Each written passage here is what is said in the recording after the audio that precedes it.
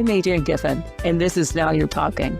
Parenting in the digital world can feel overwhelming, especially when you're balancing a career, raising teens and preteens, and trying to keep up with it all. Screens are constant, and sometimes real connection feels out of reach. This podcast is your chance to pause and breathe, a space for stories and insights that bring encouragement, perspective, and the reminder that you are not alone. Parenting in today's digital age isn't just about setting screen limits. It's about building a strong, connected family foundation. In this episode of Now You're Talking, I sit down with Joni Woods to explore the delicate balance of family dynamics, trust, and boundaries. Joni shares how vulnerability can strengthen relationships, how to encourage kids to step outside their comfort zones, and why open communication matters now more than ever. Her journey through adversity and growth will inspire any parent learning to navigate the messy, beautiful work of raising resilient kids. Please subscribe, rate, and share this podcast. Let the conversations begin.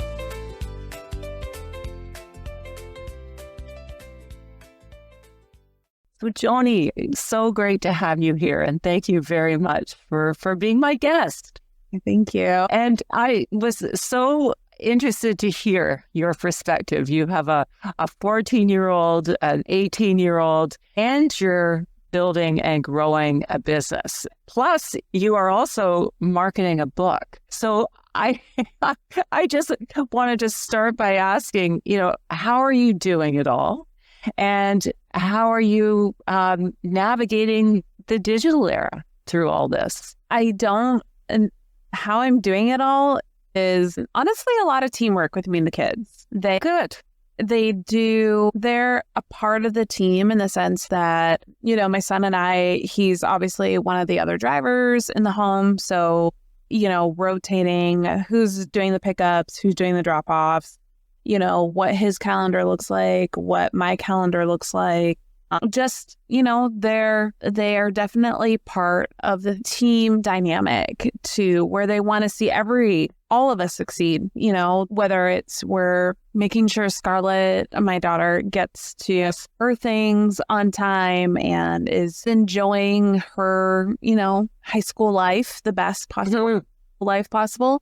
And, she does the late night watches because I have to be at work at like 6:30 in the morning. And so she'll, if my son's out and I'm like falling asleep on the couch, she does the late night stay ups. It's just this, I would hate to say that it is more responsibility, but yet at the same time, it's something that they love to do. They want to stay up and listen to the stories. What happened tonight? How was it with your friends? They get to be as invested as I am in their experiences and their growth. And it's kind of fun. Yeah, so how did you create that? How did you create that team camaraderie with family? Because that's not an easy thing to do, especially with teenagers. It's not. It was unfortunately born out of necessity,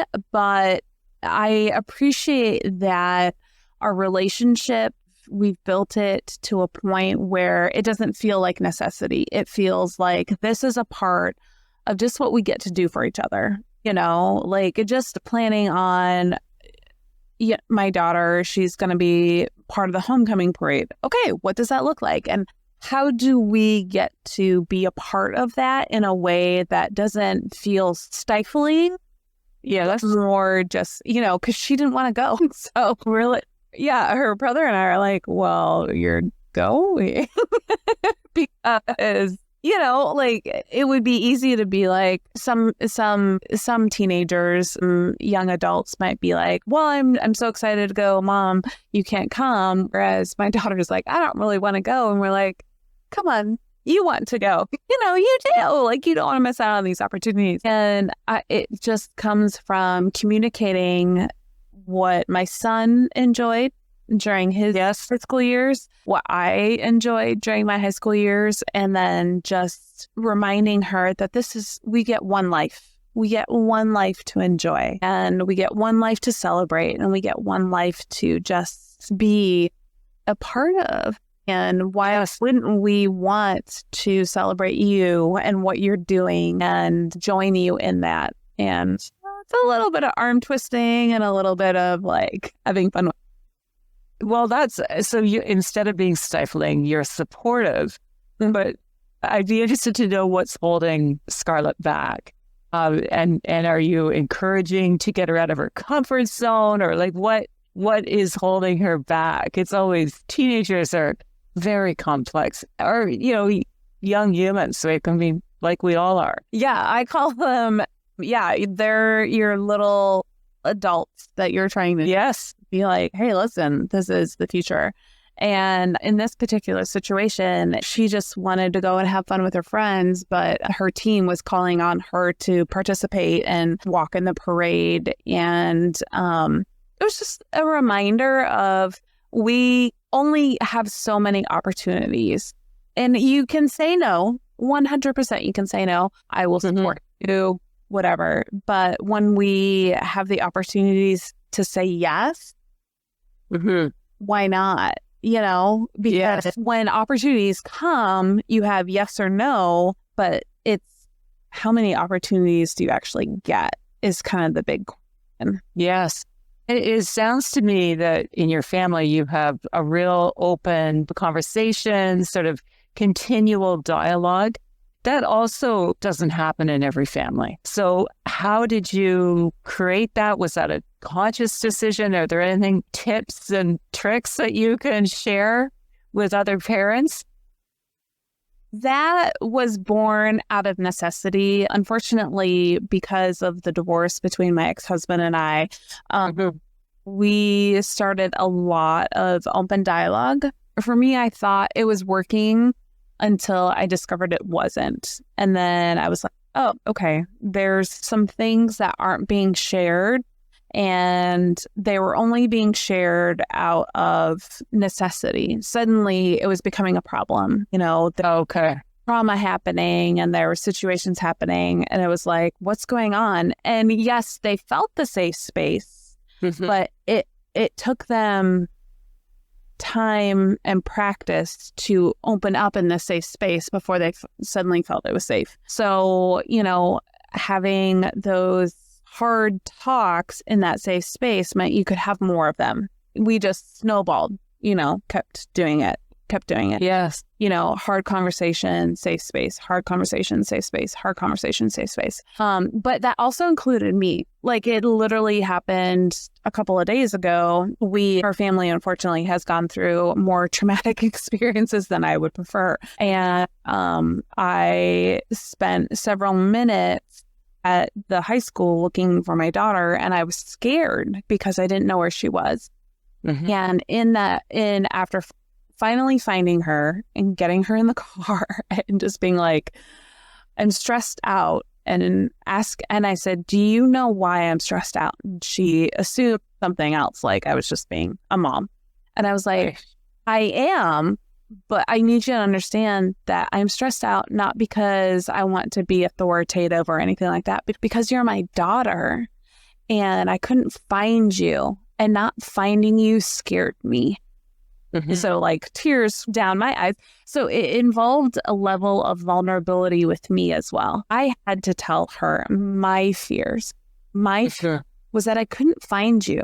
Your phone had died. I was walking around the building for 9 minutes. 9 minutes is a long time. It's a long time for a mother who can't find her daughter and freaking out because we have gone through so much. And for me, I'm thinking worst case scenario. And my brain doesn't want to go there. And I told her that. I was like, I don't want to assume something terrible, but I know the world we live in. And if I can't, if I can't see you right away, if I don't know that you're safe and that you're healthy and that you're fine, I'm unfortunately going to go to a dark place. And I need to have grace with me. Grace with me because I'm panicking. literally panicking, and my frustration and my fear is coming out in the fact that I want to know you're safe. Like that's, Yes. And so we've built that not weird, but we've built that trust on the fact that I will share vulnerably. I will tell you, I'm just as scared as you might be. And I need you to meet me, and I will meet you. And what was Scarlett's reaction when she saw tears coming down your face? Well, honestly, at first she thought what any teenager thought. She was like, "Mom's just being a bitch." I'm so sorry. But like I had spent 9 minutes walking around the high school, and the high school's like a freaking campus. It looks, it's a shopping mall. It's huge.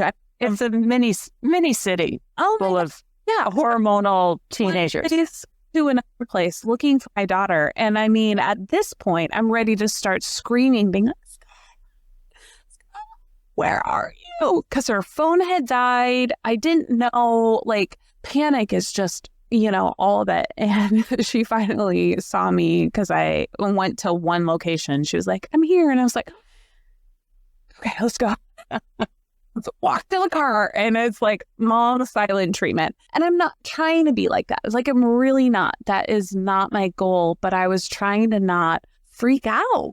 And I wasn't. Yes. And so, getting in the car, it's a 20-minute drive home, and halfway through, I just broke down. And I was like, "I need you to know." And I can't speak for her, but based on her reaction, I think she really understood, because the next day we went to pick her up. She was right there. Right there. That was like, thank you. Kids do not want to see their parents cry. No, I mean, they don't. No. So that must have really made an impact. And because it came from such a vulnerable, real place, it wasn't like you were just, going through those motions. Yeah, it was real. Yeah. Yes. So tell me, Joni, and when we talked and you sent me an email, you said that you create boundaries without battles. And just having spoken with many parents, that's not an easy thing to do. To in this digital era to set boundaries without battles. Mm-hmm. So can you tell me more about that, please? I think I have been more vulnerable than I think. Obviously, having that communication with her, the previous battle would have been, we just recently moved and she's looking for more independence, and trying to understand what she was looking for.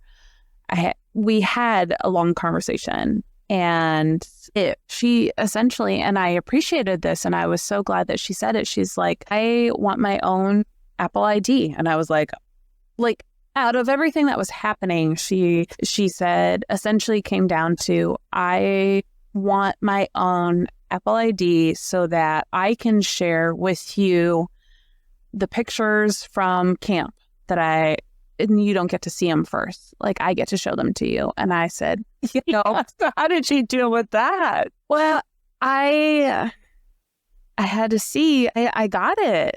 For me, I was like, but at the same time, so she told me her side. And then I had to say, I'm okay with it. I get it. 100%. I want that for you. But understand that me giving you that freedom scares me. It just does. In this digital age, if I don't know that you are being proactive and aware of the people who are following you, who, she wants to open Instagram, she wants to have these accounts, she wants to be a part of this, fair, heard, got it.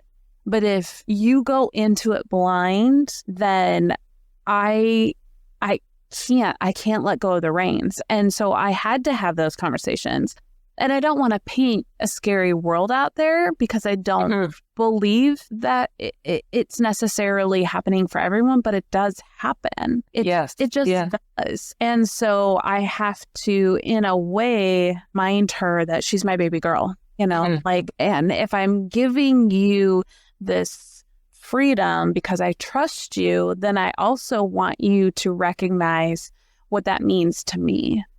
Yeah. Yes. It's important that you're diligent. It's Yes. like when you take care of your animal, are you feeding it? Are you watering it? Are you watching for, like same thing. Are you watching for dangers with this particular source that people can look into your life? Like, are you Yes. doing that?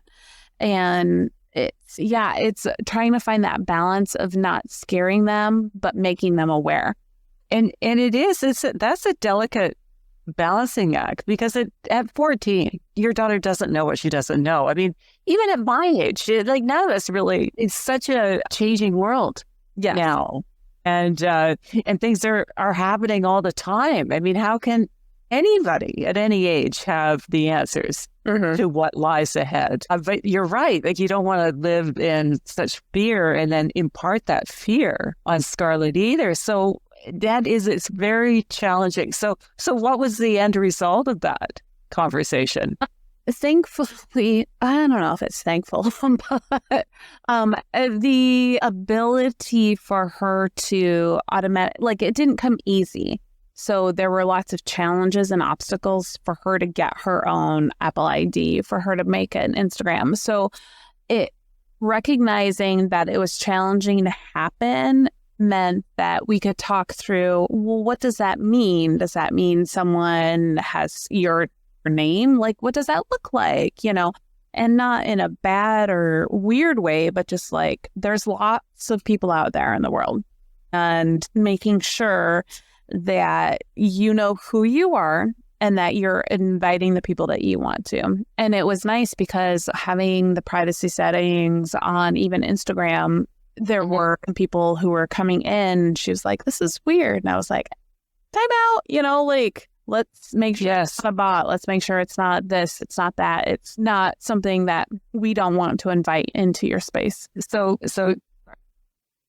no, that's okay. So you've created boundaries without battles through conversation. Yeah. And that's what it sounds like to me. And what's it been like? So you have a son and a daughter. What's it been like, or raising your son in this digital age? What are the similarities and what are the differences between a son and a daughter for you? Well, same thing. So it all started out, they have always started out with my Apple ID, like everything like that. There was a situation where in my son's 10th, he was in 10th grade more, and we had connected Apple ID, so like messages and all that would come through. I stood firm on, making sure conversations, people, all that stuff was clean. And there was one that came through, and I'm watching it on the iMessage, and it's like someone sending him something, I'm watching the conversation, and I was just like, my mind was just being like, what's happening? Like, what is happening here? Yeah. But I was impressed by his responses. Oh, okay. He handled it very, very well. He was kind. He was clear.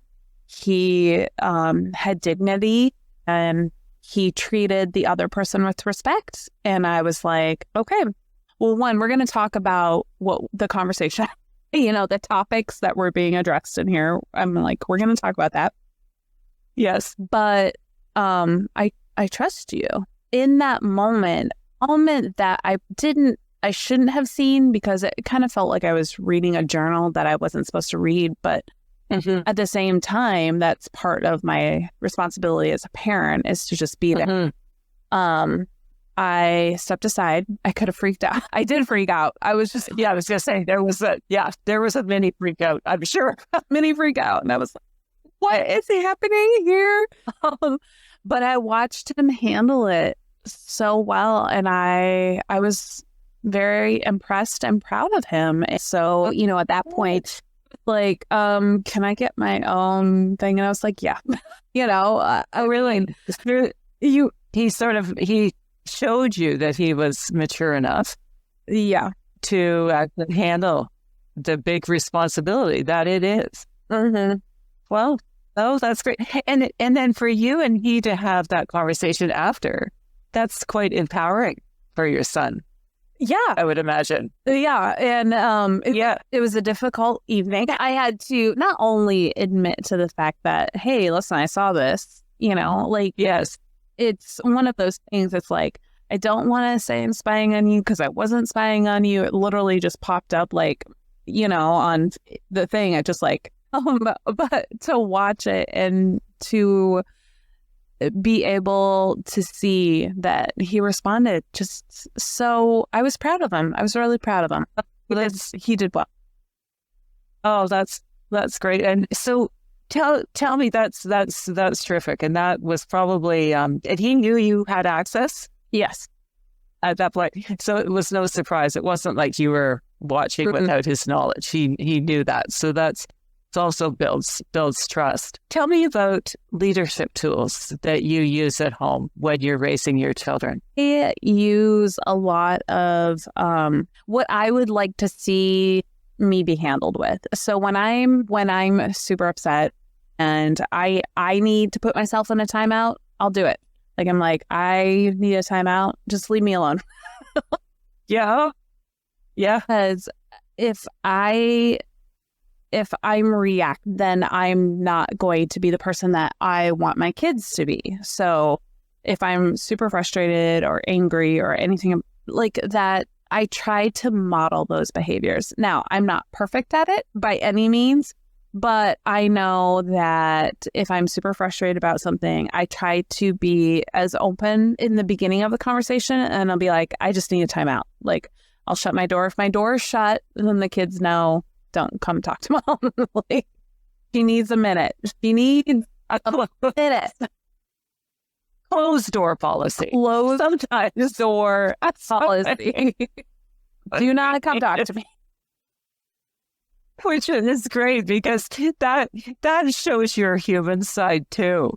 And in a way, vulnerability as well, because you're saying, hey, I just need time to regroup and rethink. And I do. I mean, I remember when the kids were little and I'm like, go, you're in a timeout, like you need to go find yourself. And then as they got older, I was like, damn, I need a timeout. Like, y'all are driving me crazy. I need a hot second to figure out how I want to respond to you because, and the kids are smart. They are so smart.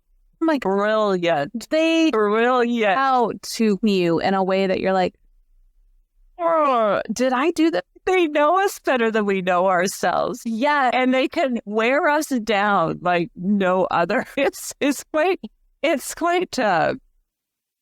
they do. And they know all of my faces. Like at this point, they know all of my faces. If I walk in and my face says something, but I haven't said anything yet, like, what's up? Yeah.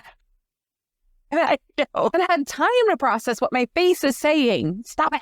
I know. My kids know my tone of voice. If my voice goes up, they go, oh, yeah, Mom, you're not really saying what you're saying. There's more to that story. Percent. And so it's like, having to take a minute to just be like, okay, what do I want to share? Because you're going to call me out on it anyways, Yeah. They aren't going to feel satisfied until they know the whole story. Those little... Who does that sound like? Right? Yeah. I just met you, but that's what I would think in the little short time that we've known one another. So it's not amazing because they mirror us and shine right back the way we behave. Yeah. So tell me, Joni, about the messy middle. The messy middle is when I get it wrong. I have to mirror what I want to see them do. And the messy middle is when I overreact or when I snap or when I know that it's a me response and not what's best for them. And that's the messy middle. And I've gotten, I wouldn't even say better, but I've gotten to the point where I recognize it so that we can have a conversation. It's helpful that they're both teenagers and they're both growing, but for a while they're probably 5 years ago, messy middle was me underestimating how they saw everything, like Yes. I thought I'll just, smoke screen it, Yeah. what I'm feeling and everything like that. And I'll deal with it on my own. But no, it got to the point where I had to be accountable to that self-awareness, that self-reflection, and communicate it, because they could see that there was messiness. But if I wasn't explaining what was going on and how I was processing it, then, so they were getting it. Sorry, pardon? No. It becomes a not full story, Yeah. Not a full story, did you say? Yeah, not a full story. Yeah. So, because kids are so intuitive that they see a disconnect. Yes. Between how you're presenting and how you're, probably your facial expressions, your whole body language, everything. Because they're reading it all. Yeah. Well, yes. So knowing what you know now, what would you do same and what would you do differently as a mom? I probably would have started the more honest conversations earlier. This age with my son, he didn't need his individuality until like sophomore year. My daughter is just starting freshman year and she needed it sooner. And I didn't recognize why, because I didn't ask. And I think that was a big thing. Like, I feel like if I had been asking and having those conversations sooner, I would have been able to show up better and not only given her those boundaries that for me, because I can't just be like, oh yeah, go ride a horse all by yourself. Like, I have to teach you like how to do it. Yes. How to, do it in a way where I'm not freaking out because happen. But I didn't have those conversations earlier. And because of that, her frustration built, and I could have shown up better as a mom for her. And what would you do the same? We could be so tough on ourselves as moms, right? Yeah. So, yeah. What would you do the same? Because you've obviously done a lot right. Thanks. The same. I would still be my annoying self. Like, hey, what's going on? What is that in that I'm hearing? Like, tell me what are the thing. I love that my daughter and my son have a great relationship, but I'm like, great. Like, I'll look at my son and be like, don't validate her. That's great. Pick a side and stick to it. Your side, it should be my side. Yeah, exactly. Pick my side and stick to my side. I get it. I would probably stick more to it in inserting myself in conversations. That's part of my job. Like, I'm going to insert myself. I may not know all the answers, but I at least want to know context. Context for me is huge. So you continue to ask lots of questions. Lots. And listen lots. Yeah.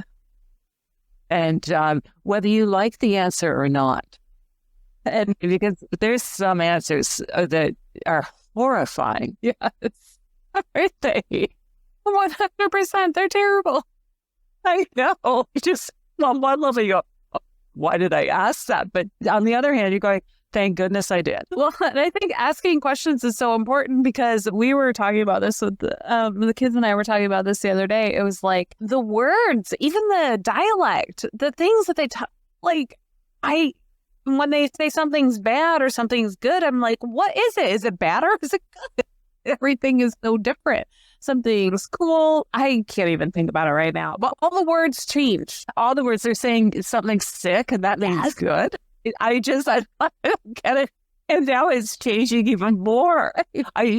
But it's that sort of abundant sort of, but then I used to throw those words out in conversation with my kids, and the fact that it was coming out of my mouth, they weren't happy about that. That would be a thrill. They'd think it was funny though. So, I don't know where you are. You're back. So speaking of questions, may I ask you some from my board game Now You're Talking? So What was your favorite child activity that brought you joy? I loved hide and go seek. That's interesting. Tell me more. I loved hiding because I was so little. Like I could sneak into the tiniest spots, and it felt like, some people made it obvious when they played hide and go seek. For me, I was like, I'm going to make it so hard for you. That's funny. And I did. Like, it was funny. And were you playing with siblings? But yeah, Friends? with my friends or my brother, my cousins or anything like that. Yeah. So thinking back to that time, what do you do now that is similar? Well, that's a deep question. Or what could you do? Because I'm thinking, if that brought you joy, what do you do now that brings you the same type of joy? I guess, well, probably I probably hide internal stuff a little bit more, that makes it like, if you really want to find me, if you really want to discover who I am as a person, you really have to work at it. Like I hide, which I don't know, suddenly doesn't seem very good. Well, no, but that's interesting because there's always going to be, those things that happen in the impressionable years. They all show up in some way. They stay with us. Okay, I'll give you a lighter one than that. Right on it. I'm like, I'm gonna have to call my therapist tomorrow. How was you? Think back to high school and to your favorite teacher in high school. How has your favorite high school teacher influenced who you are today? I would say he influenced me in the sense that he challenged me to show up more than what people expected me to. I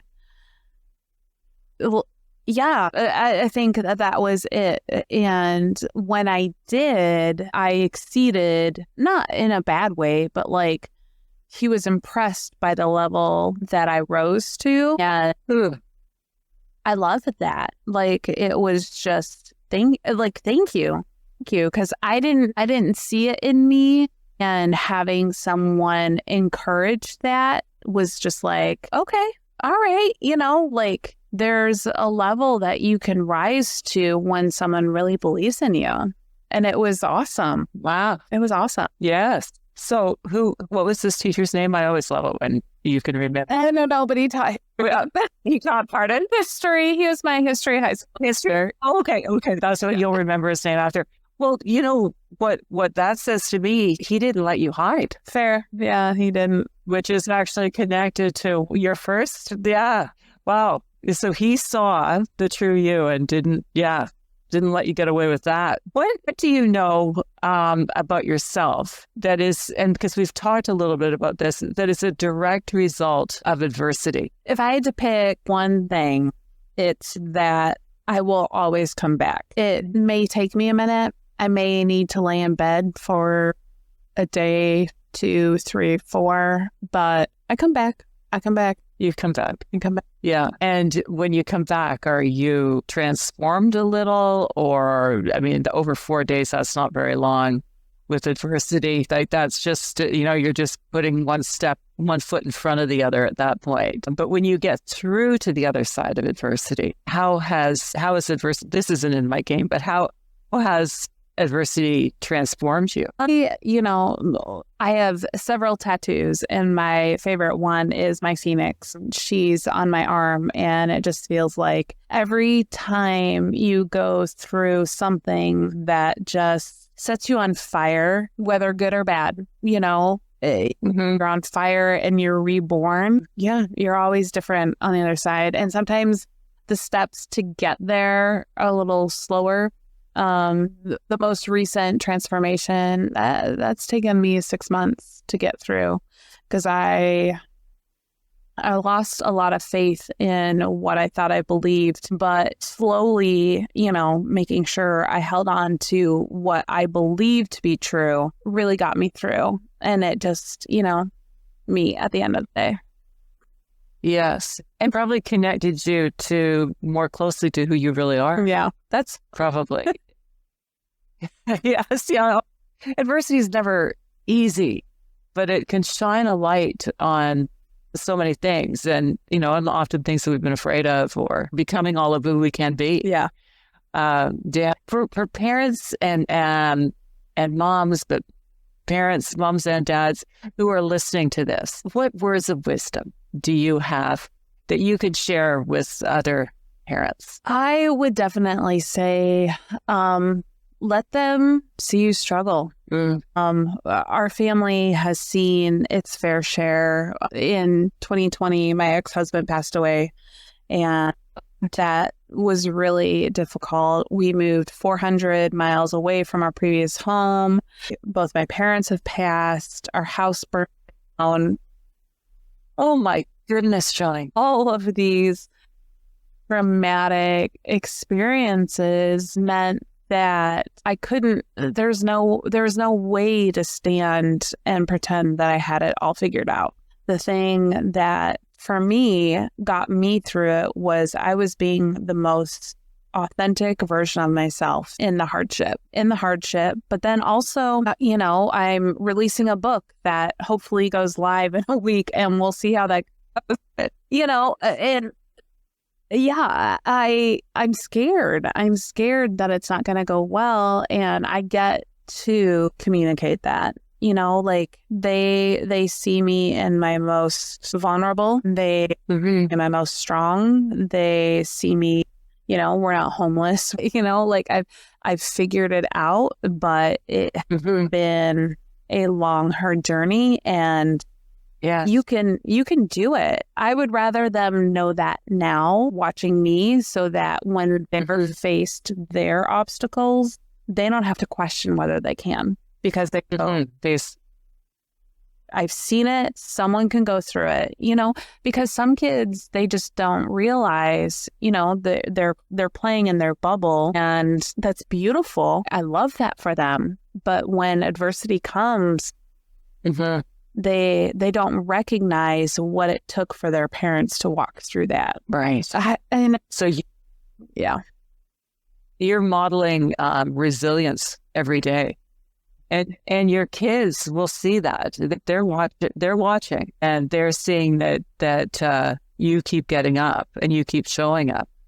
Tell people who are listening about your book, and what's the title, and I'll put the information in the show notes first. Yeah, the book is called Burn, Blocked, and Better Than Ever. It's a raw journey of healing. It's a self-help, is recognizing how the past influences where you're at, and deciding whether or not you want that.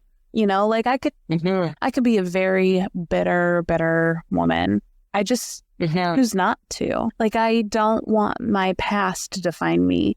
I don't want to live in fear of my home burning down all the time, but, it's a very real fear. And, it's just, how do you go through every day recognizing that your past is sitting on this shoulder and your future is right in front of you? How do you make sure your past doesn't hold you back? Where you just keep leaning into the future. What does that future look like? How do you keep embracing your future and keep letting go of the past? And so that's my book. Yeah. Wow. Well, that's fantastic. What a powerful message, and not an easy. Your book is born out of adversity. It is. And yeah. Wow. Well, Joni, thank you very much for being here and being so authentic. You've been on a difficult path. So my hope is that the future is much brighter. But you're doing so many great things. I'm trying. Yeah, that's great. So it's been an absolute pleasure meeting with you today. Great. Thank you so much. I appreciate it. Thank you.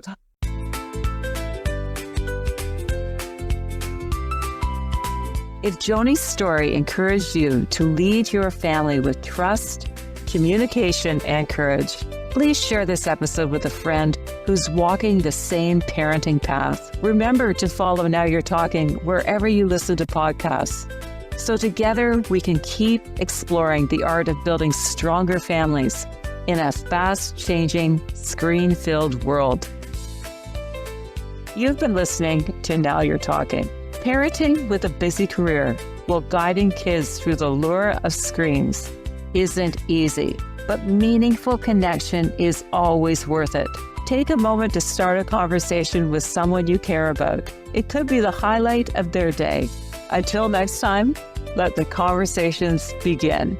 Now you're talking.